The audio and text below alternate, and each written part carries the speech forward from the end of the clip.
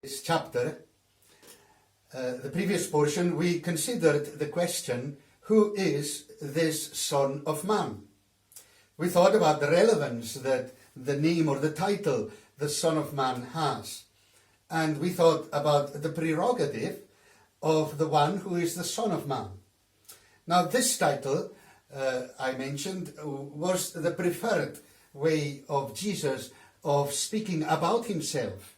He referred to himself in the third person, he or the Son of Man will do or say.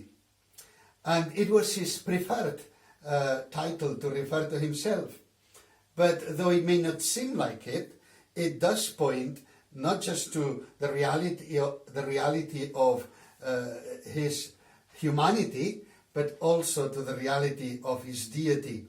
Robert Raymond, in his Systematic Theology, wrote these words: "Clearly the Son of Man sayings embodied Jesus' conception of messiahship, and its associations were supernatural and even divine in character.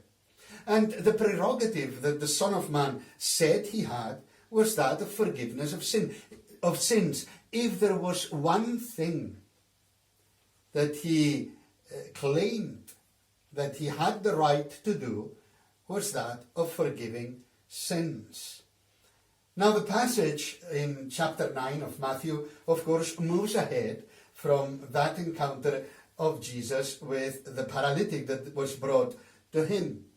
Now, as had happened to many before the paralytic, people in different conditions and needs were helped.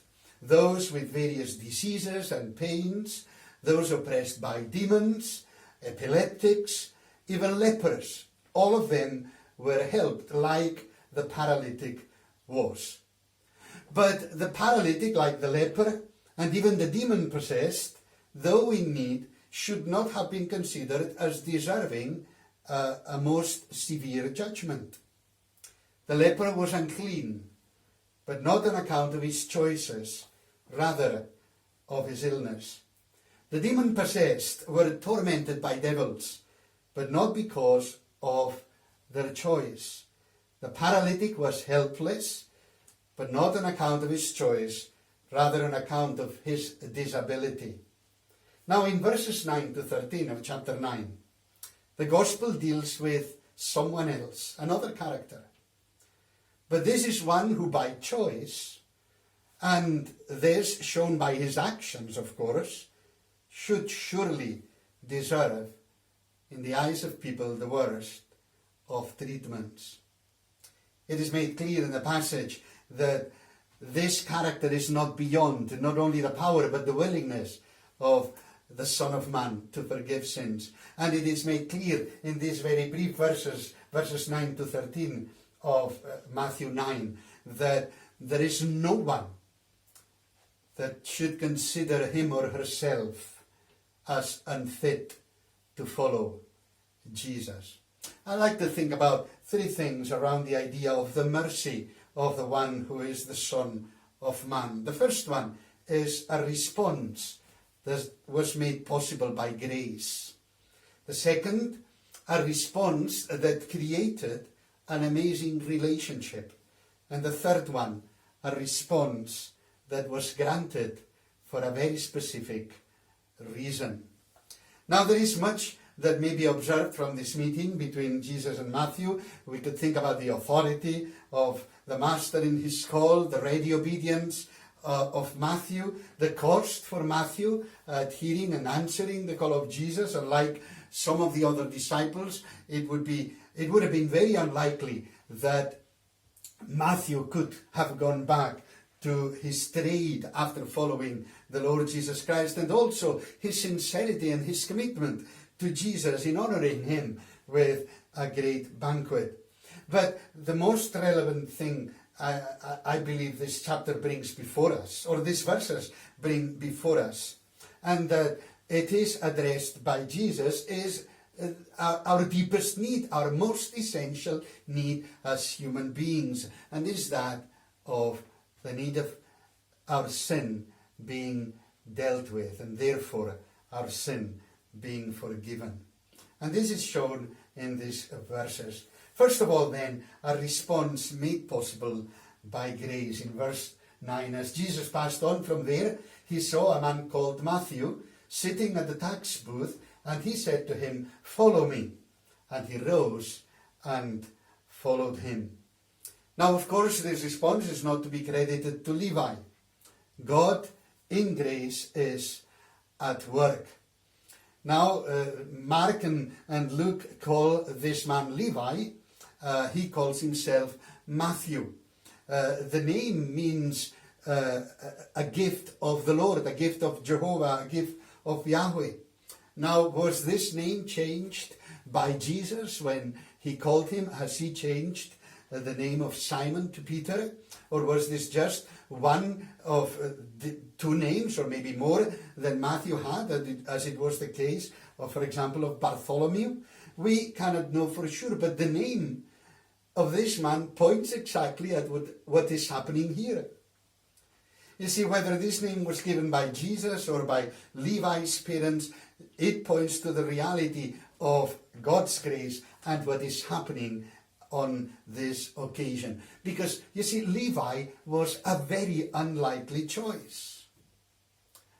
And in the eyes or in the thoughts of the rabbis at the time, much more.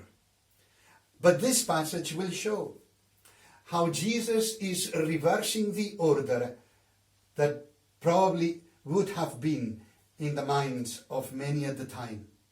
For the rabbis, the sinner had to become a penitent to have the hope of being accepted by God.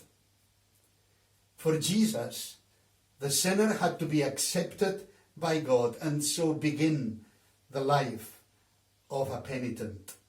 And so we find, first of all, the man that Jesus called on this occasion. We are told that he was sitting at the tax booth. He was a tax collector or a publican. Now, as it would be with other positions, there were different classes of tax collectors. There was what was known as the tax gatherer in general. They had the name of Gabbai. And they collected the regular dues that were fixed by the Roman administration. And so, though they were also subject to abuse, they were less so. You see, those taxes were fixed. There was the ground income, 10% of the grain, 5% of the wine and fruit. There was the income tax, which was fixed at 1%. We would like that, wouldn't we?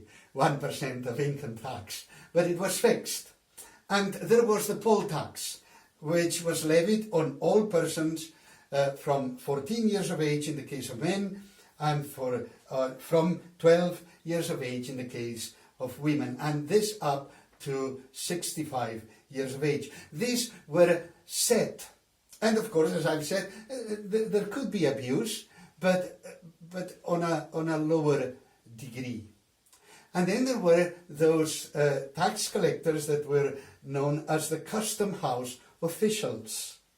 They collected taxes on everything that could be conceived.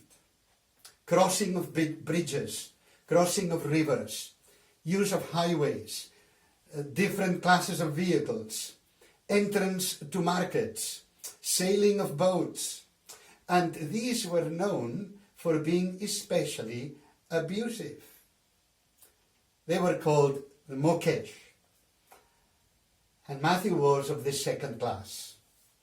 You see, he is sitting at the tax booth. He was an oppressor. The actual word that was used to refer to them is a word that speaks of oppression and injustice. This man was a man that was morally questionable. Publicans generally charge, of the kind of Matthew, they generally charge whatever they could. And quite often extortioning with a very, very hard attitude. Now, though Zacchaeus was not of this kind, the fact that they took more than they should have is also shown in the encounter of Jesus with Zacchaeus. There we read in Luke 19 verse 8, and Zacchaeus stood and said to the Lord, Behold, Lord, the half of my goods I give to the poor, and if I have defrauded anyone of anything, I restore it fourfold. This man was a man, Matthew was a man that was morally questionable. It was a man that was socially questionable. You see, even if a tax collector, even if a publican would have been fair, which was quite unlikely, Jewish publicans were regarded by other Jews as being traitors, unfaithful to their own people. They were in the service of a foreign oppressor. They were directly involved in filling the coffers of Rome, directly or indirectly. And so they, in a sense, were collaborators, making the oppression possible to continue. But not only this, they were a constant reminder to society in general of what people in general would have thought, that God had forsaken them. That in spite of all the promises by the prophets, in spite of the messianic hope, God had forsaken them. They were under the oppression of Rome. And so this man was a man socially questionable, but he was, of course, also religiously questionable. They were in the service of the pagan emperor, traitors to their own religion, because everything in Rome, in a sense, was about religion, the gods.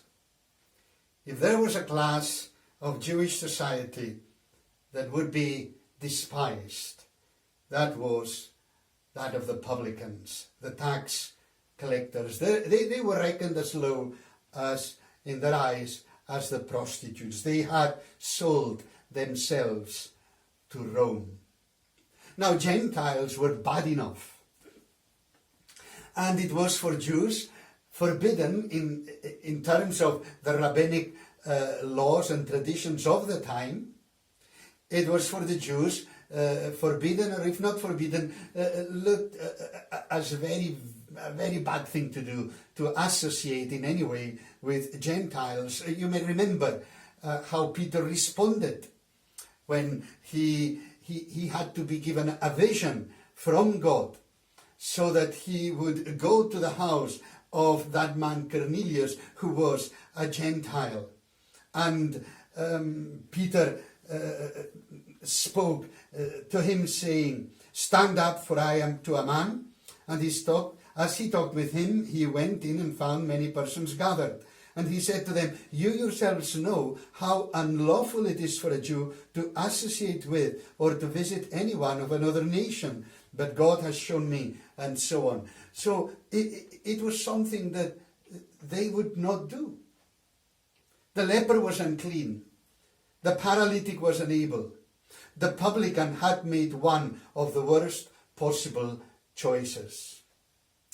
Probably we are all aware of what happened at the end, or towards the end, of the Second World War, as the liberation of Europe, of occupied Europe, was taking place. Collaborators were dealt with great severity. Even if the collaboration was just by extending friendship to German soldiers. Much worse if there had been in any way some kind of romantic relationship. We read that during the liberation, and for a short period after it, there were in France popular convictions, summary executions, and the shaving of women's heads to publicly humiliate them if they had been just suspected of having been in a romantic liaison with Germans. Some estimates concluded that there were about 10,000 executions during the liberation and right after the war, that is, of collaborators. Well, if the Jews would have had their own way, probably this would have been Matthew's fate. In every way, the man called by the Son of Man was despicable. And, by the way, although Jesus calls him here, you may remember what Jesus said to the disciples as they were to deal with cases of people who sinned and were not willing to acknowledge their sin. In Matthew 18 and verse 17 we read this, and this is Jesus speaking. If he refuses to listen to them, tell it to the church, and if he refuses to listen even to the church, let him be to you as a Gentile and a tax collector.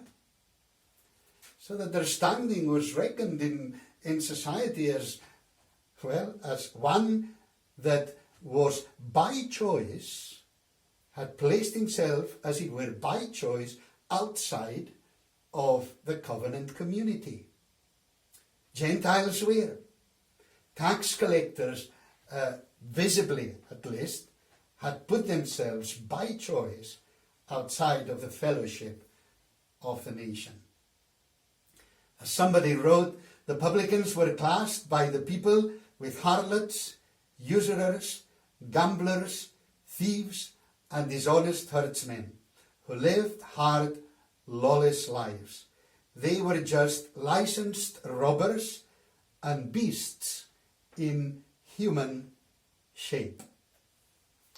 According to the rabbis, there was no hope for such individuals.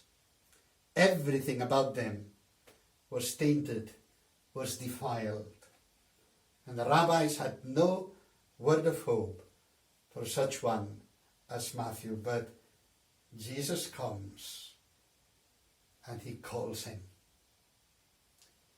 And he calls Matthew.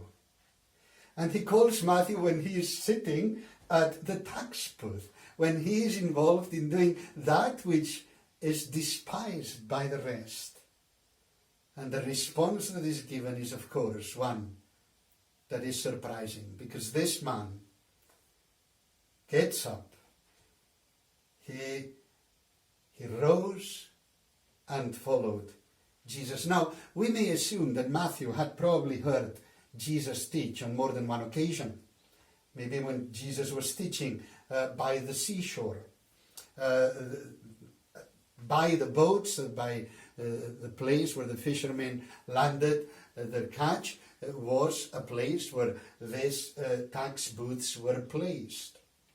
He probably would have known some of the disciples, especially those that were fishermen. And it may be the case that the words and the actions of Jesus had made somehow an impression on him. But on this occasion, something happened in his heart and his mind. Because as he hears the call of Jesus, he rose up. Now the word that Matthew uses here is a word that speaks about this, about rising, about standing. But it is one of the words that is used in the New Testament to speak about the resurrection. And in a sense, this is what Matthew experienced, a resurrection, as Jesus had taught. We read of Jesus' words in John 5. Truly, truly, I say to you, an hour is coming and is now here when the dead will hear the voice of the Son of God, and those who hear will live. You see, this man who, as Paul says in Ephesians, is dead in his trespasses and sins. This man who has a heart of stone is called by Jesus, and he hears not only the external call of the gospel, but the internal one made by the Holy Spirit in his heart, and he gets up and he follows the Lord Jesus Christ. You see, it was a response that was enabled by God's grace. And it was secondly a response that created an amazing relationship. Verse 10. And as Jesus reclined at table in the house, behold, many tax collectors and sinners came and were reclining with Jesus and his disciples. Well, because of the standing that publicans, the tax collectors, had in the eyes of the Pharisees, he would have been totally unfit for fellowship in Jewish society. And yet the call of Jesus Christ and the fact that Matthew was granted to rise and follow him, enabled, created an amazing new relationship. Of course, the company at the banquet was not that of the just in the eyes of the religious leaders. They could not be. No respectable person would have accepted the invitation, as we know from the other Gospels, at Matthew's place for a banquet. And yet this man, Jesus, who has claimed authority to forgive sins and who has proven it by healing the paralytic. And remember how I said that in the minds of the rabbis at the time, this is not what Jesus thought or taught, but in the mind of the rabbis at the time, people would be healed or would get well only after they confessed their sins. And their sins were dealt with. And so, according to their own thoughts, they should have acknowledged in Jesus this authority to forgive sins. But in their minds, you see, a man who claimed the authority that Jesus claimed, a man who claimed to be who Jesus claimed to be, he could not have been in that company. And yet this man enters Levi's house. He sits at the table with him and with others of the same kind. And an amazing relationship is established. It may be defined simply with these words that though may not have so much meaning for us today, they carried a great weight at the time. They had table fellowship. You see, for the Oriental way of life, especially at the time, every table fellowship was a guarantee of peace amongst those sharing the meal, of trust, of brotherhood. Table fellowship was, in a sense, a fellowship of life. And so somebody has written, table fellowship with Jesus is even more. This becomes especially evident in the case of that table fellowship which Jesus celebrated with sinners and outcasts. The Oriental, to whom symbolic action means more than it does to us, would immediately understand the acceptance of the outcasts into a table fellowship with Jesus as an offer of salvation to guilty sinners and as the assurance of forgiveness. Not only the offer, but the assurance of forgiveness. It changed this table fellowship was a declaration that a relationship had been established and the previous one had been left aside, set aside. And we see something of this in the second book of Kings, towards the end, chapter 25, where we read these words. And in the 37th year of the exile of Jehoiakim, king of Judah, in the 12th month, on the 27th day of the month, Evil-Merodach, king of Babylon, in the year that he began to reign, graciously freed Jehoiakim, king of Judah, from prison. And he spoke kindly to him, and gave him a seat above the seats of the kings who were with him in Babylon. So Jehoiakim put off his prison garments, and every day of his life he dined regularly at the king's table. And for his allowance, a regular allowance was given him by the king according to his daily needs as long as he lived. You see, this king that had been conquered, this king of Israel, he had been conquered, was a prisoner. But now, for whatever reason, this king of Babylon, when he began to reign, thought that it was better for him to bring him out of prison and to set him at his table. And the relationship changes. In a sense, he is still submitted to the king of Babylon. It's not that he's given his crown back, but he's no longer in prison. He now comes to the king. He dines regularly at the king's table. An allowance is given to him so that his daily needs may be met. He's saying this is what is marked here in verse 10 that happens between Jesus and Matthew.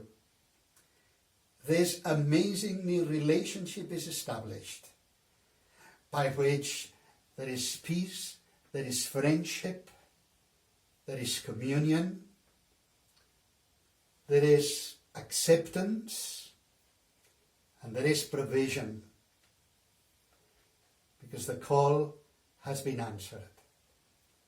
By grace, the call has been answered, and this response has granted this new amazing relationship.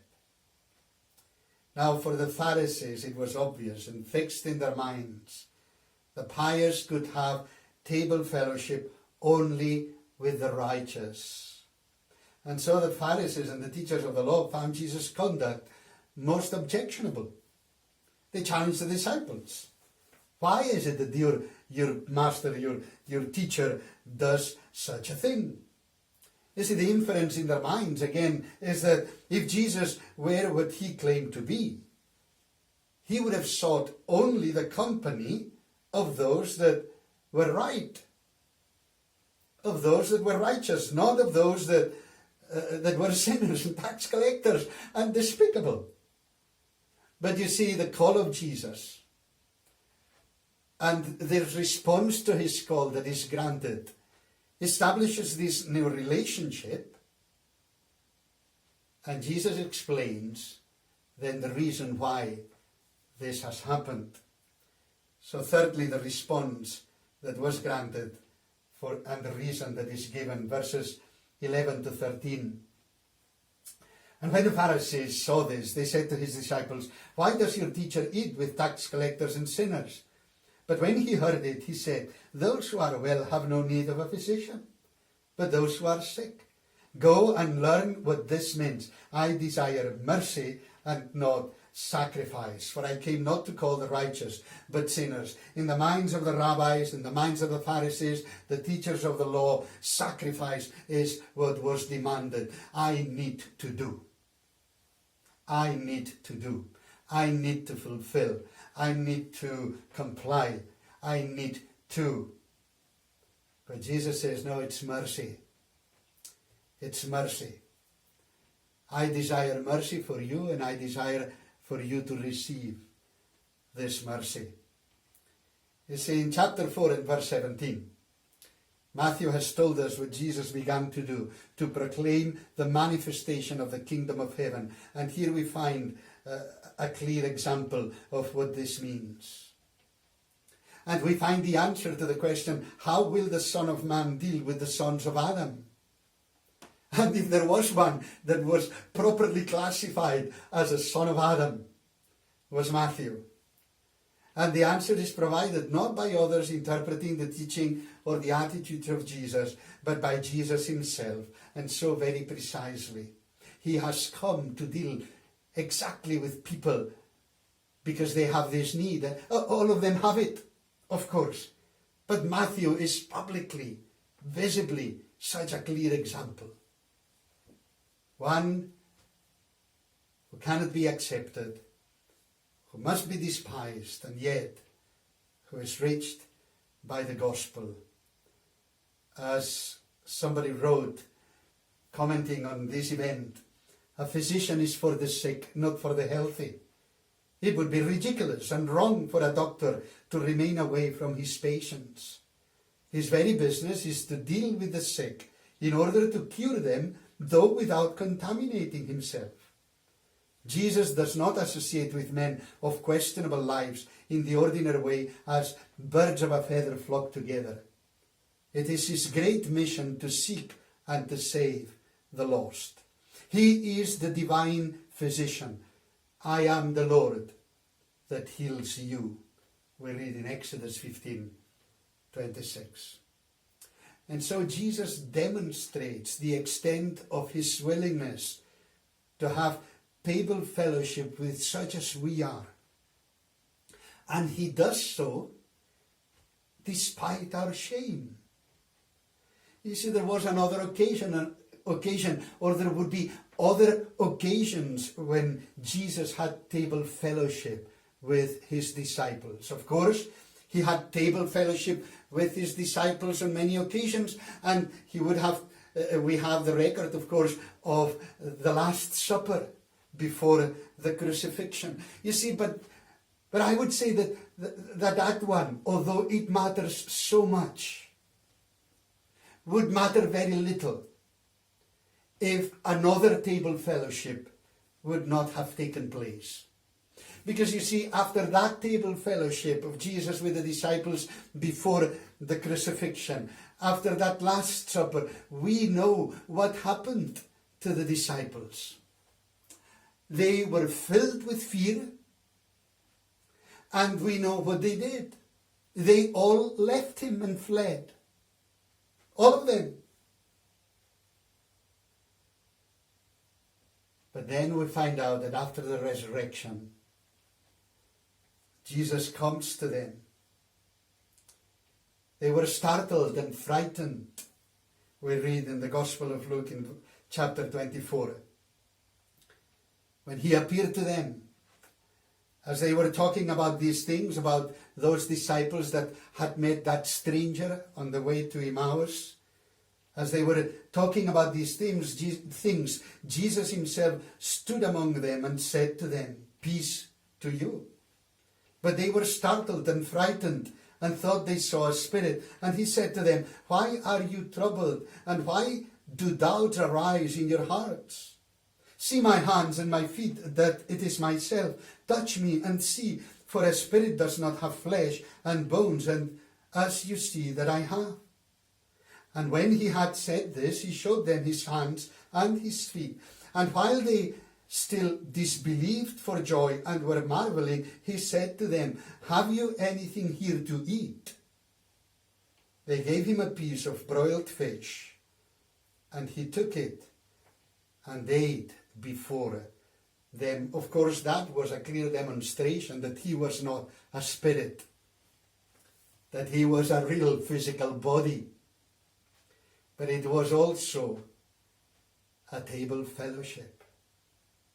You see, we miss the point if we think that Jesus was only concerned with showing that he had a physical body. Of course, he was doing that. But I think that there was more to it. And I think that the words of the apostles later in the book of Acts show that. We read there, "And we were witnesses of all that he did, both in the country of the Jews and in Jerusalem. They put him to death by hanging him on a tree, but God raised him on the third day and made him to appear, not to all the people, but to us, who had been chosen by God as witnesses." And then something follows that seems unnecessary. To us, who had been chosen as witnesses, but they are who ate and drank with him after he rose from the dead. They could have said other things. We walked with him, we heard him teaching, I see that, but the emphasis is made, we ate and drank with him, we had fellowship with him. As Joachim Jeremias wrote, a German scholar wrote in a study of the words of Jesus in connection with the Lord's Supper. He said, "The fact that the risen Lord eats with the disciples who had forsaken him means that the disciples are readmitted into the old fellowship, and it is a visible sign of his forgiveness." You see, this response was granted for a reason. The Son of Man deals with the sons of Adam as one who comes to heal them, as one who is ready to heal them in their need again and again and again.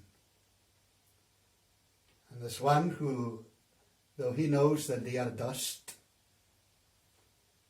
weak, vulnerable, calls them to fellowship with him, and in spite of them having denied him, calls them back to fellowship again and again and again.